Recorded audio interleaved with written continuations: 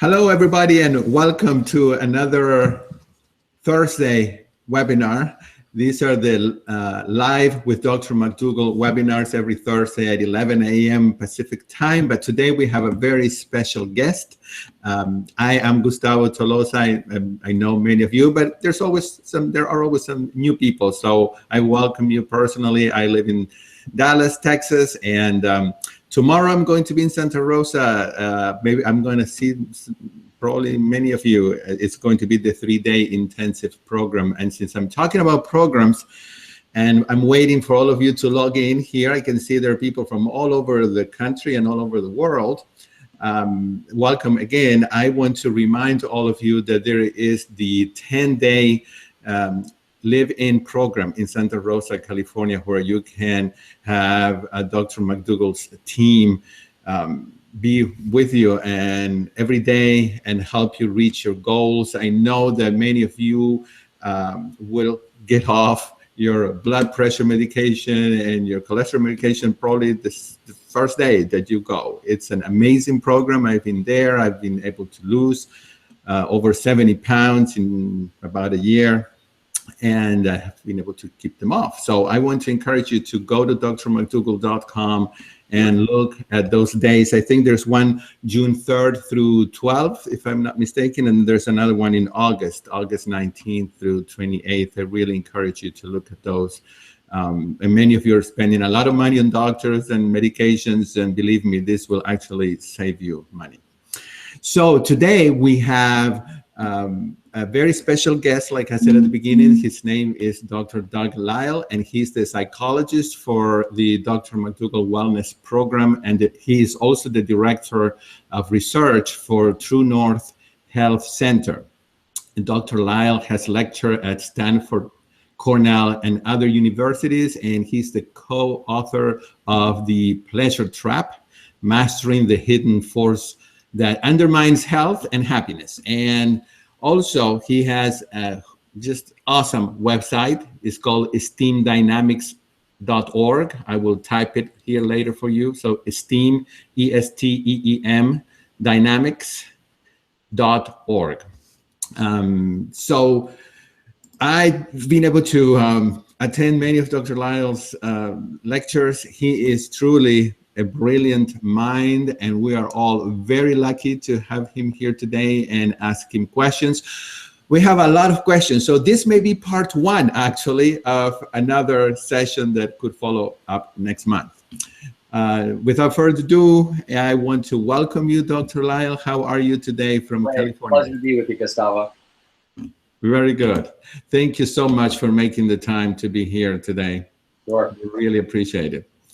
I understand that you will be in the 3-day intensive program this weekend as well, right? Yeah, I'm going to see you there. Very good, very good.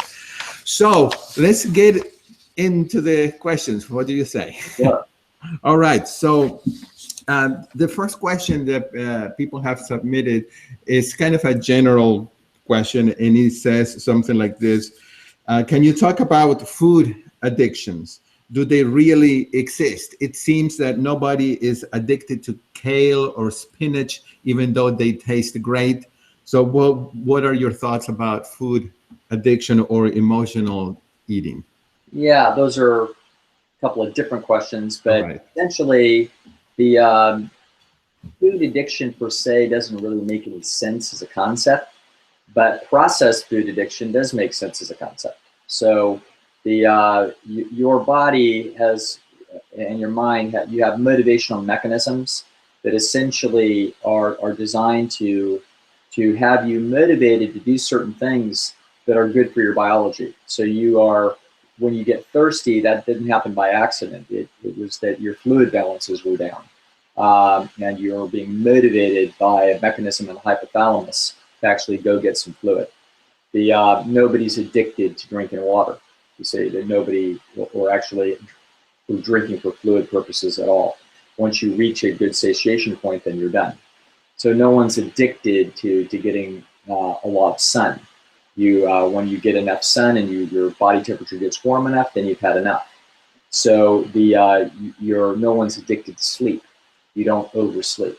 So In the same way, people would not overeat or be addicted to food. But if we start changing things up and we make the stimuli artificial, then what happens is that it can be stoking mechanisms in the mind in an artificial fashion. And that's what people get addicted to. So the questioner is absolutely right. Nobody is raiding the freezer at 1 a.m. to get the bag of carrots. Like, that never happens. It's always the processed food that has some unnatural concentration of sugar, fat, or salt, and that's what people get into. And so, from that standpoint, I wouldn't quite call it addiction, because that word generally means that you're going to get the DTs if we pull it out of you. You're going to be hurting, and you're going to have seeing spiders on the wall. That's not the kind of withdrawal that people go through when they get away from French fries. But it's hard to get away from French fries. So I call it addiction-like. So there's a frustration and a craving process that goes on with processed food when people get away from them. And in that way, it's like a very gentle but relentless addiction. Very good. Thank you so much. That does make a lot of sense. What about another question?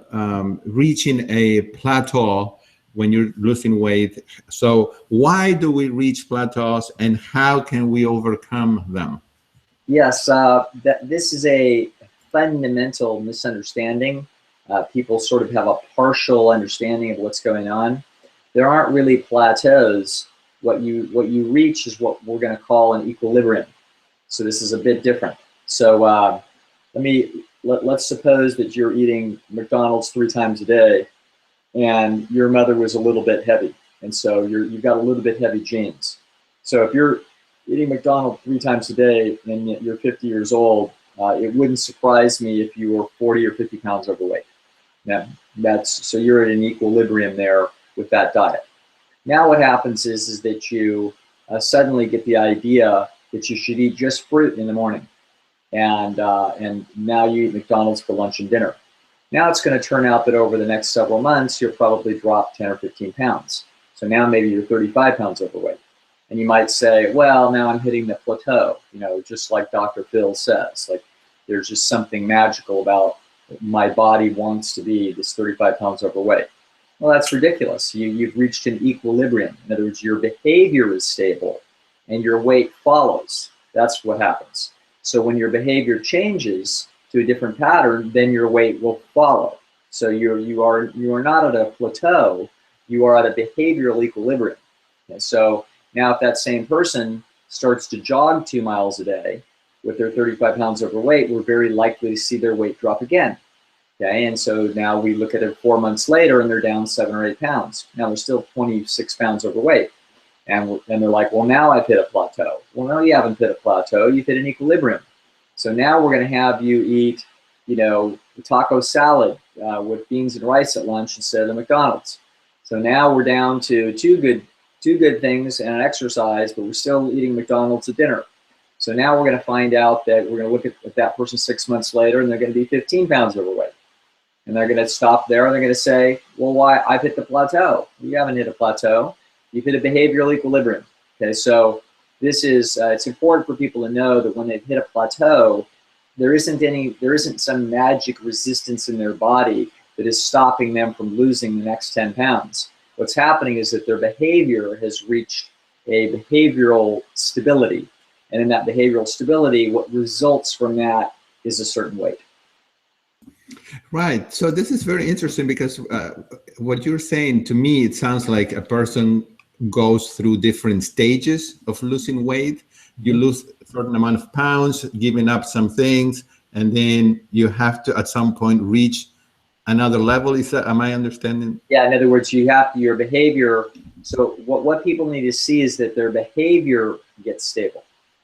The weight then follows. Eventually their weight will stabilize. So if today a person that is eating terrible starts eating pretty well, their weight will begin to lose weight, and it will continue to lose weight until they reach a biological equilibrium at that behavior. That might take 6 months, it might take a year, but whatever it is, they will eventually stop losing weight at that behavioral pattern. If they that's what they call a plateau. So it seems like it's a plateau, but it's not a plateau. It's an equilibrium. All we have to do is change our behavior then further from there, and suddenly the magical plateau dissolves away, and we are once again making improvements. That's how it works. Right. That's why it's kind of magic when the person attends the McDougall program or the True North, and wow, all of a sudden, this is just magic. Just yes. There's something in Santa Rosa, California. There's a vortex and a time eating continuum. Right. Yeah. Okay, so we have another person asking a question that says, how to handle when you start eating and just can't seem to get full? You just want to keep eating.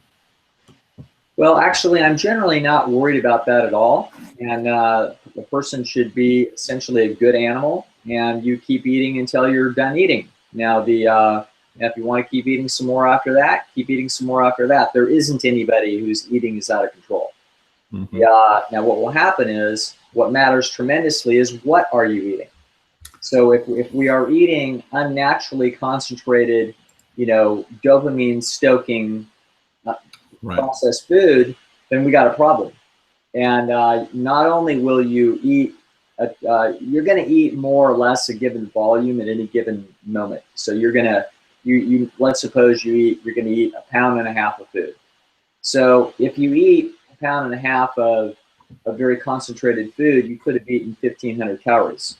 Whereas if you eat 1.5 pounds of reasonably healthy food, you might have eaten 750 calories. So the problem is not that you are eating and eating and eating. The problem is what it is that you're eating. Now, some people fear that they go crazy on whole natural foods and they think that they eat too much. But the truth is that there's really no evidence to suggest that that's actually happening. You would have to have that person exclusively eat those foods for quite a period of time and see whether they're maintaining excess body weight. Okay? Otherwise, all they're doing is they're just eating to satiation, and they're eating exactly what they should be eating. Mm-hmm. So another misunderstanding that people have is that they have an idea that there's a certain correct amount of food for them to eat at a given meal. This is absolutely not true. Okay? There is no correct amount of food to eat at any given meal. What you have is your satiation mechanisms and your hunger drive are essentially an ongoing flow of dynamic. So if you are to eat an extra 150 calories at lunch today, it means that you will eat 150 calories less in the next 24 hours, because the glycogen stores in your liver will be 150 pounds greater, or 150 calories greater, and therefore they will be signaling the hunger drive later rather than sooner. And so it's not a matter, there is no perfect amount of food. So we can talk about that conceptually and say that right now you need 500 calories, but if you eat 500 calories of rich food, you're not going to satiate the system. We talk that way in order to explain principles, but the truth of the matter is that there is no correct amount of food to eat at any given time. What there is that there's a correct type of food to eat. Right. That's what the issue is. Right. Yeah. Can you just briefly elaborate on what those foods are? Yeah, the foods that people should be eating as much as possible should be foods that have a low or zero or minimal processing. And so, for example, if you're eating corn oil, think about what it took to get corn oil. They had to take the corn and they had to squeeze all the carbohydrate out of it and squeeze all the protein out of it, squeeze all the vitamins and minerals and fiber and water out of it. All they isolated was the pure fat. Well, believe me, that's not even close to a whole natural food. Okay, so the oatmeal, they've chopped it up a little bit and rolled it, pretty good, close to a whole natural food. Quick oats, a little less close to a whole natural food because they've chopped it up a little bit more, so they've damaged a little bit of fiber.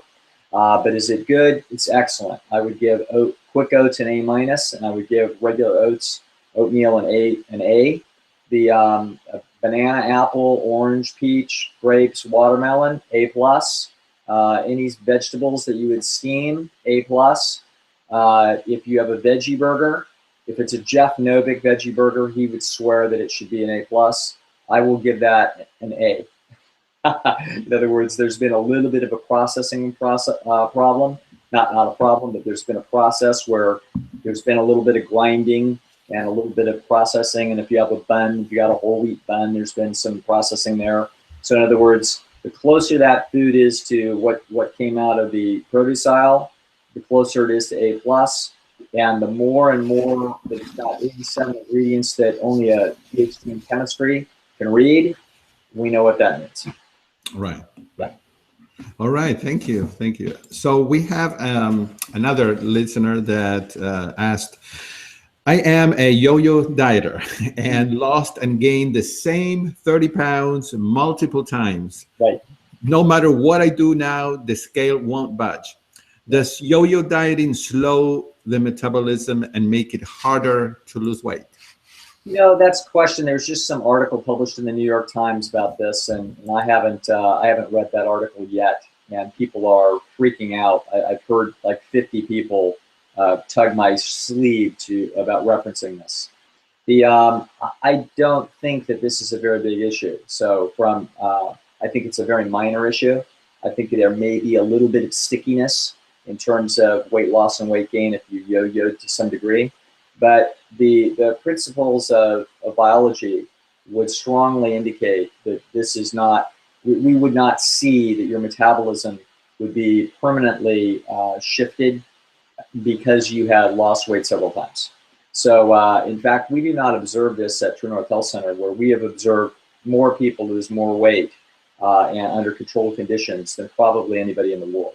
So we've had 10,000 people through our place. We have done what this concept would cringe about, which is that we put people on water only. And a person might go water only for 3 weeks, might go 21 days on water, and they might lose 35 or 40 pounds. When they do that, we find that they do not then bounce back to their original weight. They will keep all of that weight off if their behavior pattern now is with a diet that's consistent with being healthy and trim. And so they will find a new equilibrium depending upon what their behavior is. There's no magical downshift in their metabolism. You can imagine how bizarre this would be in nature if an animal needed to water fast for a couple of weeks because there was no food or it was sick. And as a result of that, its metabolism downshifts during a water fast when it's losing weight because it's sensing that it needs to conserve energy for a period of time. So it turns out that it's not giving up as much heat. It's essentially conserving its energies. But subsequent to the animal now reintroducing itself to the general food supply, it would be extremely bizarre if nature permanently downshifted that animal's metabolism. There was a reason its metabolic rate was at its metabolic rate because it was at a biological optimum for its environmental situation at the time. Okay, so the notion that human beings lose some weight and then they lose their metabolic engine is just patently ridiculous. Now, whether or not there's any slight temporary evidence of that, which there may be, is quite irrelevant to the problems that we face. Yeah, I understand. About a month ago, you did a great interview with Chef AJ. A lot of people have watched it. And one person who watched it asked me to please ask you if you could expand a little bit on the topic of the, let me see what it says here, the Starch daily check sheet. Yes. Okay. Some genius knows how to do this. Like, I don't know how to post anything on my website. I only have one of these days I'll post. Okay, I'm going to help you do that. Yeah, what I'm going to do is I will send you the little check sheet that I use for people, and then you can post it somewhere. Okay. Okay. Right. And we'll go from there. But yes, what I have people do is essentially I got a little thing printed out. Actually, I didn't do it, of course. Somebody that I spoke to got this whole thing organized. It's a beautiful little 2-week chart with 7 days on each week, and each day, what's on the sheet is 6 check boxes. And those check boxes are starch, starch, starch, fruit, salad, exercise. So each day has 6 tasks that we are to do. And I call this concept starch targets. And And so the notion is that our goal for any given week is to hit 80% of the targets. So I want people to not be necessarily seeking perfection, but I want them to be cognizant that their job is to eat starches for their main calories, and also fruit and salad and exercise. And so we're not going to do all those things every day. So I myself don't eat a salad every day. I do eat fruit every day, but because it's easy. But salad's a hassle. So I probably get to 3 or 4 salads a week. And I pretty well are going to hit all my starch targets because that's what I'm going to do. And in doing so, I'm trying to bat, between 80 and 90%. And so the notion is that at the end of the week, we see what our score is. And hopefully it's 34 out of 42, which would be about 80%.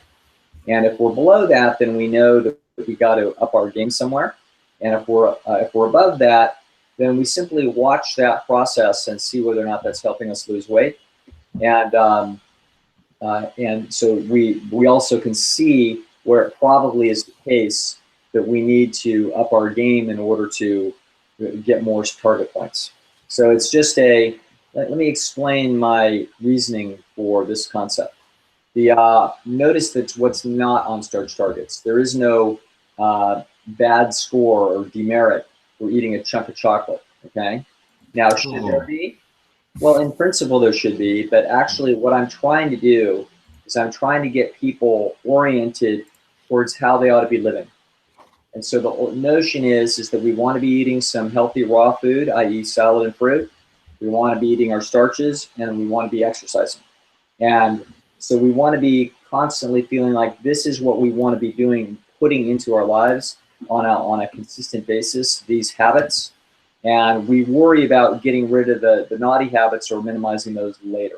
Most important thing is we want to make these changes. Oh, one other comment. There's a reason why this is the centerpiece of how it is that I attack weight loss when people are lost and we're trying to begin. The reason is that people, instead of a feedback system, they use the scale. And the scale is a disastrous feedback system to use when it comes to weight loss. And the reason is the scale is essentially a totally unreliable device in the time frames that human beings mark their goals. People mark their goals on a day-to-day basis or even a few hours at a time. This is what it is that they do. They're not designed by nature to work diligently for a week with no feedback. If you try to teach a math class that way, nobody would have learned math. If you had a math problem where you would work the math problem all week, at the end of the week, you were told you either succeeded or failed, this would be no way to learn. Instead, math problems are done a little tiny bit at a time. That's how math skills are developed. That's how all skills are developed, is little chunks of effort at a time. And so, unfortunately, when people work at the scale, the problem is most of your body weight, the vast majority of your body weight is water.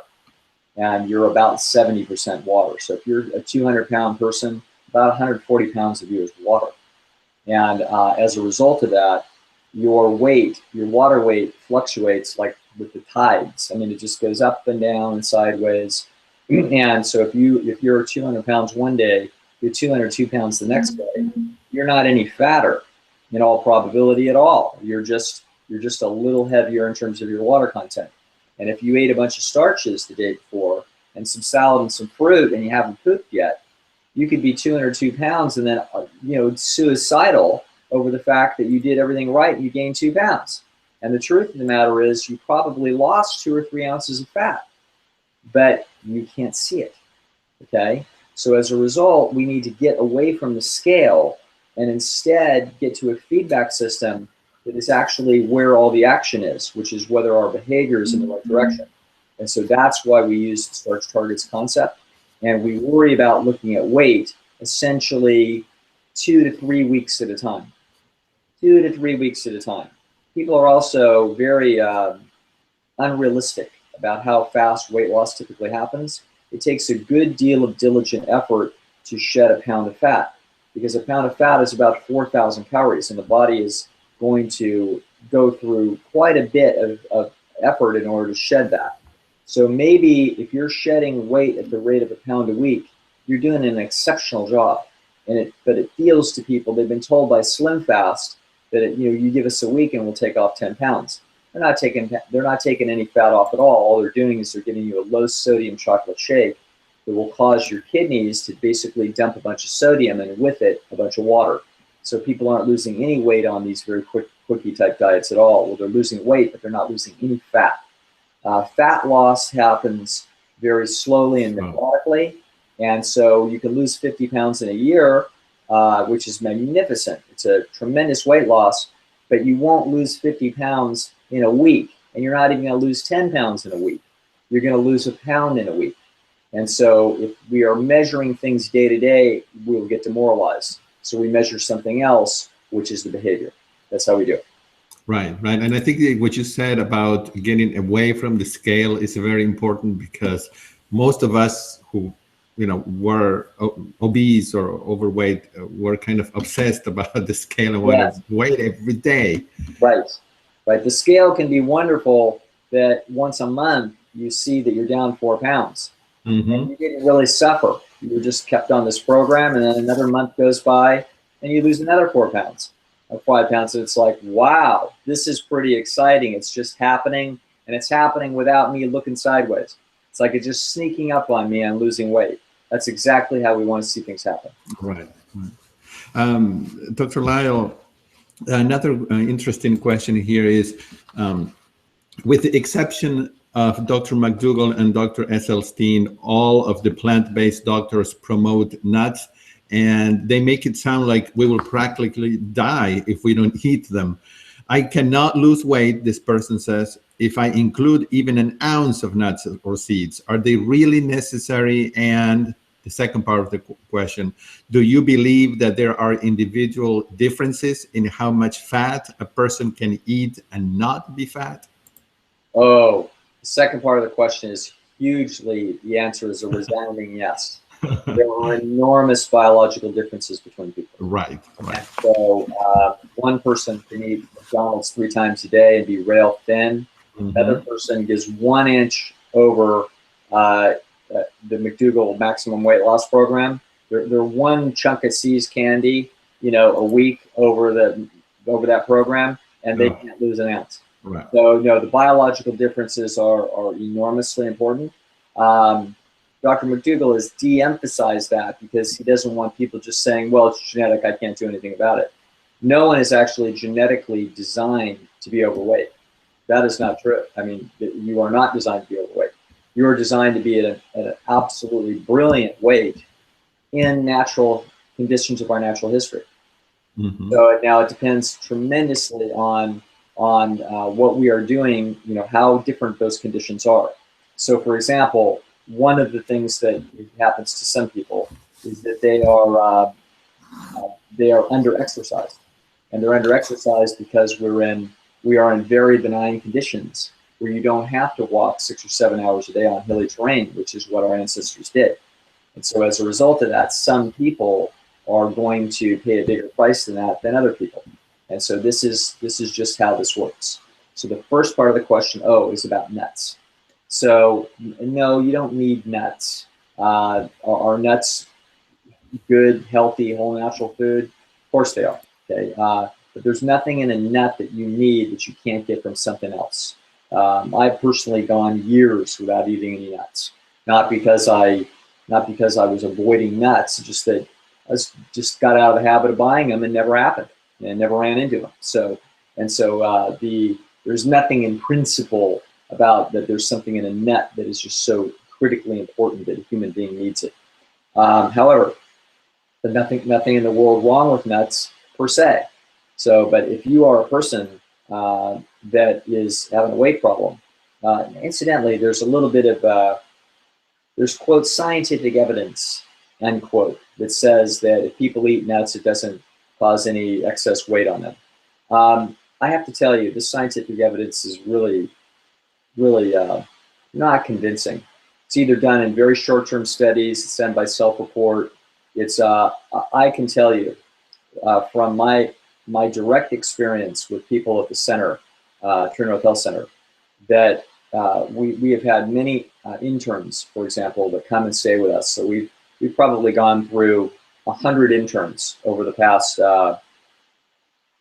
30 years. Actually, Joel Furman was an intern at True North Health Center 30 years ago. So it's going to turn out that when people start eating a lot of nuts and dried fruit, they'll fatten up, okay? And if you get the dried fruit and the nuts and the avocado out of their salads, suddenly they'll start leaning out. So this is now observing people over 6 months as opposed to 2 weeks. And as a result, I'm quite confident that if the proper research was done, we would find that the high fat content of the 2,500 calorie pound nut or seed is absolutely capable of keeping excess weight on a bunch of people. So you don't need to eat your ounce of nuts. If you don't have a weight problem, don't worry about eating nuts. Now, one also interesting thing to keep in mind, there's people sometimes don't understand that there's a significant issue in food when you process the food. So people think, for example, nuts aren't a problem, and then they think, well, I'm just going to put it in the blender here and make nut butter out of it, and that's not a problem, is it? And actually, if I roasted it in the oven first and then put it in the nut blender, that would be fine, right? It's the same exact food, right? And the answer is no, it's actually not the same exact food. And so when people put fruit in a blender, they think it's the same exact food. It's not the same exact food. The reason is the following. It's still pretty good food. So biochemically, you put your fruit in a blender and you make a smoothie out of it. It's still pretty good food. But let's see what is transpiring here with a nut butter or a smoothie that we should raise our eyebrow about. It's going to turn out that very sophisticated experiments have shown that when we grind food up and pulverize it, it effectively is about 12.5% less costly to digest it. So in effect, we've increased the calorie density of the food by 12.5% by making almonds into almond butter. Now, if we cook the almonds first, then what's happening is that we're also, that's an additional 12.5%, because when we cook food, we also make the food easier to digest significantly, and therefore it is effectively more calorically dense. So food that has been cooked is essentially, it's as if you added a chunk of little oil to it. It's like you just, essentially, if you have a nut butter, where you have cooked the nuts, the almonds, and then you have made it into butter, you've made that food 25% more calorically dense than the original almonds were had you eaten them raw. So effectively, it's like you took raw almonds and you dipped them in oil.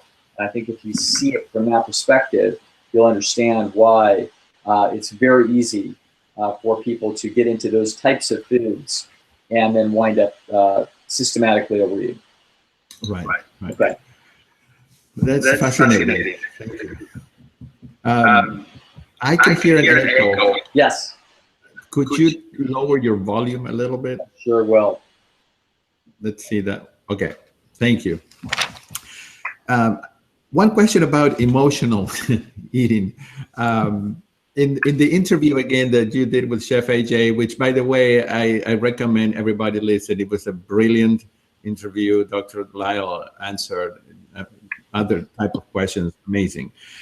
In that interview, Dr. Lyle, you said something regarding emotional eating. You said you don't eat for emotional reasons. You take drugs for emotional reasons. But the question is, isn't it the same thing? Aren't we simply medicating with foods that increase dopamine in the brain instead of drugs or alcohol? If this is true, can we what can we do instead to feel good when we feel bad and we want to reach for those types of foods? And this is a let me wander off on this topic just for a few minutes. Okay. People are very confused about the concept of emotional eating, and so let me try to hit some very big points here to give some people clarity and some insight into their own situation. Mm-hmm. Okay. You do not eat for emotional reasons. You eat crap for emotional reasons. There's a big difference, okay? So nobody says, well, I just eat for emotional reasons. I was stressed and that's why I ate. No, when you were stressed, you didn't head to the refrigerator and get out the cucumber and start peeling it and chomping it down. This never happens. And so the people will definitely wind up eating crap when they're stressed. But the question is, are they eating the crap because they're stressed, or is there some other thing that is happening here? And so I will submit that there's an alternative hypothesis that is very important to consider when we are understanding this, the pull towards eating junky food. Now, this is sort of my book, and a big part of my career with respect to this issue runs absolutely 180 degrees counter to conventional thinking in psychology. So let's talk about some very typical conventional thinking in psychology, where you can read 1,000,000 pages of this kind of analysis. I had problems as a child. My grandmother comforted me when I was upset that little Susie took my toy, and now I eat for emotional comfort, to go revisit my grandmother. I have an incomplete feeling in my soul because I'm lonely, because I was an orphan, and therefore, I eat for comfort. And so, essentially, there's 87 different iterations of this concept. That the reason why we're eating junk is to soothe emotional holes in our soul. Now, I will tell you, I think that is 100% wrong. I don't think that there's any truth in it at all. Okay, let me tell you why. If I put bread and chocolate in a rat cage, they all go for the bread and chocolate. Not a single one of those rats has any emotional problems. Never happened. Okay, so but they're all going for it. They're all going for it just as voraciously as human beings do. So wait a second. If that's not just true of rats, take a species, any species. Okay, so now we start to realize, well, wait a second. This is a philosophical principle that it's the root of science, called Occam's razor, or the law of parsimony. Don't put something into the explanation that you don't need in order to explain the phenomenon that you're observing. Okay, I don't need the explanation that you are eating for some psychobabble reason. I don't need that. Now, here's the thing. If you are aware that so what I'm going to argue is that in order to eat a healthy diet, you actually have to be overriding your instincts. It requires focus and energy to override those instincts. Those instincts are the past masters of the survival arts. They are your most trusted allies. That's actually a philosophical principle inside of humanity that says when you're not sure what to do, go with your gut. Go with your feelings, seek your intuition. That's right, because those are the best guides that you have. Okay, those are actually instincts that were crafted by the genetic code over trillions of interactions the nervous systems had with nature. So every gopher has their instincts and they follow their instincts. Every camel has its instincts and it follows its instincts. And when it gets stressed, it absolutely follows its instincts. It doesn't actually do anything else in its lifetime. Now, human beings can actually go against their instincts. Bizarre creature. They can actually learn with their forebrain bundle, ooh, somebody's telling me that the instincts are wrong. Okay? So it's like, oh, that's right. Okay, that's right. My instincts say this, but I actually should be doing that. All right? How hard is that? Unbelievably hard. Talk to any 5,000 of the brightest, most committed, highly educated, and highly motivated McDougalers. Just take a sample. You're going to find I'm struggling. Why? Because we've got holes in our soul? We've got like buried psychological problems? No, I don't think so. There's no evidence to indicate that any eating disorder is related to any underlying psychological problem. Okay? Chris Fairburn at Oxford is one of the world's leading authorities on eating disorders, and has said, no, this is not what's going on. Now, so what do we think is going on? What's going on is that you are now an instinctual organism that has essentially orders from your brain that are telling you what the right thing is to do, which is to eat as much sugar, salt, fat as you can get your hands on. It's a standing order that resides inside your brain, that is coded by your genetic code, and it's absolutely what you're supposed to be paying attention to. You pay attention to it in everything else in your life, except this, okay? So now your forebrain bundle with Dr. McDougall chirping at you says basically, don't trust the instincts. Don't trust them. Don't trust them. Don't trust them. Well, the mental energy and focus that is required to constantly keep yourself vigilantly defended against the temptations that your instincts are trying to tell you to indulge in. When you get stressed, your defenses fall. So essentially, the barbarians are always at the gates. And if you just get a little bit tired and don't push against the door, they come in. That is an entirely different explanation than you should be godlike and be able to override all these impulses once you understand what you should be eating. And then you have horrible little psychological needs that somehow creep up in your relationships or your history. And now you turn to that to comfort you. No, that is the incorrect explanation. So if we see it from the correct perspective, suddenly it becomes a lot more sensible and all the data starts to fit on the line. If you get tired, if you get hungry, if you get stressed, if you get disorganized, you're in trouble, okay? You're in trouble not because you've got a hole in your soul that you're trying to plug. You have barbarians at the gates, and if you slip a little, they're going to get in. And that is actually the story of emotional eating. So that's why in my lecture called the willpower paradox, which people can get from the McDougall website, I talk about the things that we need to do. We do not magically increase our willpower. We're designed beautifully to have the appropriate amount of ability to override and change direction in our behavior. But when we get tired, when we get disorganized, this is when we are susceptible to having the pleasure trap leak in and get us.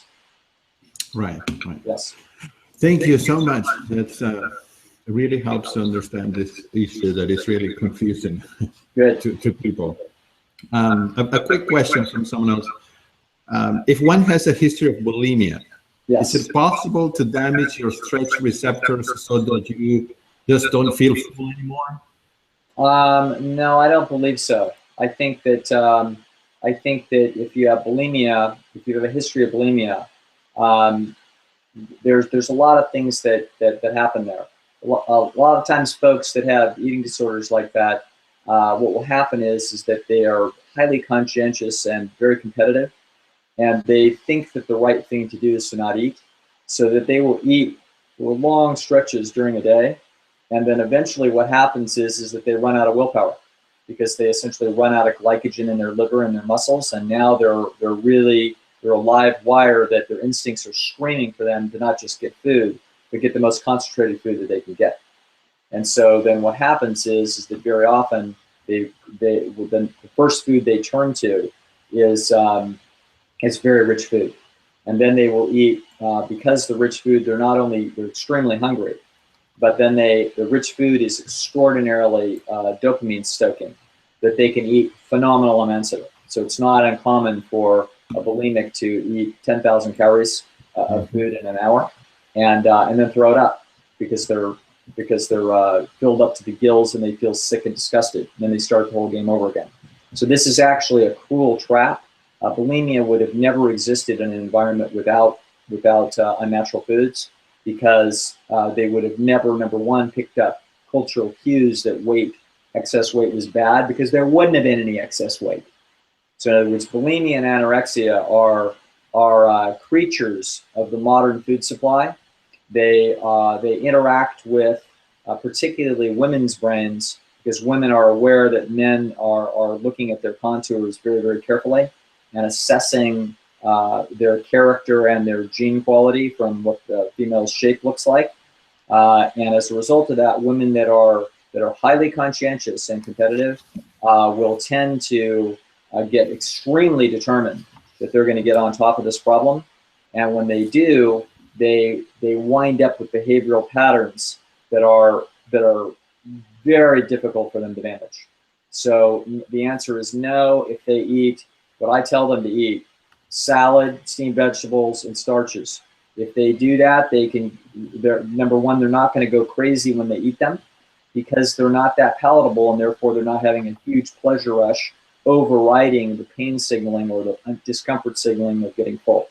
And so this is how we we level out bulimia, and then we also do a lot of coaching as they need to understand the actual math of weight loss and weight regulation and learn to trust their bodies that if they eat the correct foods, they will not be anything other than in good shape.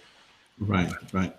Thank you. I see here that Chef AJ is watching us. She's logged in, and she says, "This is the best webinar ever. I am watching while eating a 2-pound sweet potato with 2 pounds of zucchini." Okay, very good. Since she's here, I'm going to ask you a question that she sent, and it says, "I shared the interview we did, and so far over 3,000 people watched. Many wrote me and said they disagree, that they overeat on things like bananas and sweet potatoes. I said Dr. Lyle is never wrong, but they still don't believe that you can eat ad libitum of calorie dilute whole natural foods and be slim. Any way to convince them?" Well, I would say this, that I have seen people that are not very far out of line, that they are doing what I would consider A- work.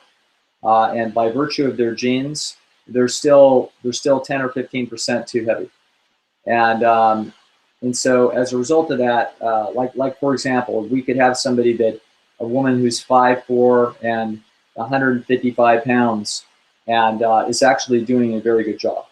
Now, if I put her diet under a microscope, I would find that there's a little bit of cheating and chiseling that is probably responsible for 10 pounds of that. Okay, so but not much. In other words, she's doing an awfully good job. And so why is she still an additional 20 pounds overweight? Is it because she's eating too many cooked carbohydrates, etc.? The next thing I would look at would be, is she under-exercised? Remember, our ancestors did fairly heavy amounts of exercise. And so if we're doing almost none, that can definitely be in some people responsible for another chunk of weight. And so, but maybe the person is actually exercising fairly diligently, and I don't really think that there's a deficiency problem there. So why would that person still be 15% overweight, 145 pounds instead of 125? The answer could be that her diet is actually deficient in balance with respect to raw and cooked food. Okay, so when our ancestors actually ate pretty exclusively raw food from morning to night, that our ancestors probably ate the majority of their calories and cooked their food once. They weren't setting fires 3 times a day, they were setting them once a day. And so in the modern environment, the foods that we think are so good for us, things like rice, beans, potatoes, corn, oats, etc., the big starches is the center of our diet. Those foods, we would not have been necessarily eating them all day long. And as a result, they're more palatable than lettuce, for example, or raw carrots. And as a result, it is possible, I believe, that some people who are genetically very thick, in an environment where they do not have to work very hard for their food and shelter, where they are not having to come up with a lot of calories to keep warm at night, because they've got a central furnace that's doing this for them. That if you have all these benign conditions, now I would not say that they're overeating on this food in the sense that they're, well, now we're talking about semantics. The issue is they're not eating too much, but the food that they're eating may be too concentrated, even within a very healthy diet. So this is where we have to balance the food out and getting it closer to the natural history of the species, where there is more raw food. So let me paint the picture scientifically of why it is that, so, if you listen to Jeff Novick or Dr. McDougall or myself, you're gonna find that we're talking about a variety of whole natural foods. So I actually have what I call the religion of eating, which we religiously follow with our main meal. We eat salad first, vegetables second, concentrated carbohydrate third.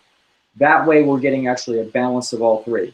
Now, most of the time, I would have to say that most McDougallers that I see that have this problem are not eating all three of those foods. They're eating 2 of the 3. They're always eating the starches, and they're either eating vegetables with the starches, like in a soup or whatever, or they're eating salad, but they're not eating salad, vegetables, and a concentrated carbohydrate. As a result, their diet for them in this environment might be a little bit too concentrated, okay? If they now eat across the spectrum of the calorie density, so they're eating salad, vegetables, and concentrated carbohydrate, if they do that, then it's going to turn out that's usually the keys to the kingdom. So that's what we want to do, rather than continuing to eat what you're eating but trying to eat less of the starches. What we need to do is rebalance the entire array of foods that you're eating, leaning it more towards raw food, which would have been much more consistent with the natural history of our species. Right, right. You just mentioned something that I would like to address and then perhaps close with this, because we've already taken about an hour of your very valuable time. And not that valuable. Oh, yes. The cats are upset, though. Yeah. But I mean, this is, I don't know about everybody else out there, but to me, I think I should have been a psychologist or a psychiatrist. I just find it so fascinating how the mind works, and you do such a great job to explain all this in ways that are easily understood by us regular people. So would you just touch on this issue that you just mentioned about environment? Because I think, and I believe Chef AJ says the same thing when she says, if it's in your house, it's in your mouth. Environment plays a huge role in the success. Yes, I like to tell people that you need to work harder on your environment than you do on yourself. People are essentially trying to work on themselves and work harder at their own self-discipline, conscientiousness, and all this sort of thing. The truth of the matter is, most of the people that come anywhere near this diet and lifestyle are way above average when it comes to conscientiousness. They're usually well above average when it comes to intelligence. They're extremely motivated. They're actually quite knowledgeable. It always surprises them when I know something that they don't know.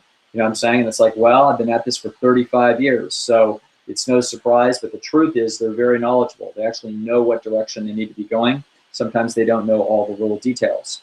But one of the things that they don't realize is that they don't realize that their environment is the determining factor of their behavior. That they don't quite get, okay? They see themselves as the decider and engine of their decisions. They don't understand that the mind is actually working very automatically, and so we have to set the mind into places where it works well. That's what we need to focus on. One of the most extraordinary experiments in modern neuroscience has shown that what people think and decide can be predicted often 10 seconds in advance by an MRI machine. So before the person ever knows that they're going to have the chocolate cake, the MRI machine can tell them that they're going to have it, okay? 10 seconds later, it seems to arrive in consciousness. And then they think that that's the moment they decided, but they actually didn't decide then. They decided from deep neurological algorithms were already working this problem, okay? This is bizarre. Once you realize that most of your behavior is emanating from deep genetically built algorithms, you realize that, whoa, that means you're much more at the mercy of your environment than you appreciate. And so as a result, it means that when we are exercising effort and control, that effort and control needs to be directed at organizing our environment so that when we're in it, we are not fighting these automatic circuits. This is why we don't bring junk into the house. This is why we have a lot of plentiful whole natural foods available inside the house. This is why we do things this way. This is why we get ready and we have several standard lines that when we get social pressure, what it is that we say. So that's why I've shot video on exactly that, called Getting Along Without Going Along, so that you learn what to say that when you're under social pressure, that you're ready, okay? Because if you let your instincts do it, then if you're a nice, pleasant person, now you're having a piece of what it is that they're offering, and now we're stoking those mechanisms, and now we're back into some sticky mud. So this is why the nature of solving this problem has to do with habits and control, controlling our environment, and basically setting in place a series of events that we repeat over and over again. And just like a basketball player that practices his shot over and over again doesn't mean he always makes it. It just means that the more he practices, the better he's probably going to shoot tomorrow. Right, right. I just want to mention, Dr. Lyle, that people can actually schedule a session with you over the phone or Skype. I don't know exactly, but they can go to your website, which I have put on here on the screen, esteemdynamics.com. Am I correct? Absolutely. Anytime. Okay. I post when my times are available, and if those don't work for people, just email me, and we can always work something out, whatever makes sense. Can you tell us what your email is? It's on my website. Oh, it's on the website. Okay, yes. Very good. Very good. Lyle@yahoo.com. It's right All there. right. Well, everybody, if you want to send questions for a future webinar, the address is webinar@drmcdougall.com, and that is the email where I get the questions. And I hope that Dr. Lyle, we can do another one of these, because this has been a lot of fun. I hope you had fun with it. Absolutely. Great stuff, Gustavo. I'm really happy to answer these questions. Very good. I know that this has been of tremendous help to everybody here today. And if anybody's interested in watching the previous interview that we did with Chef AJ, I believe it's posted on her website, which is eatandprocess.com. And everybody, please remember about the 10-day program, where you can actually see and talk to Dr. Lyle several times a week. And of course, you have access to Dr. McDougall and Chef Novick, and so many wonderful people that for 10 days are there to help you reach your goals. Thank you again, Dr. Lyle. Pleasure. And we will see you next month. I think that we have a spot on the second Thursday of each month. So we'll hopefully see you then, and I'll see you tomorrow. Fantastic. See you soon, Gustavo. Okay. Thank you. Bye-bye.